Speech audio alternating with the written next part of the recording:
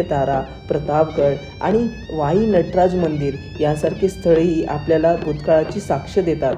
आज आपण इथे आलो आहोत बगाड्याच्या यात्रेचा थरारक अनुभव पाहण्यासाठी, पण लवकरच आपण साताऱ्यातील इतर ऐतिहासिक स्थळ देखील भेट देणार आहोत.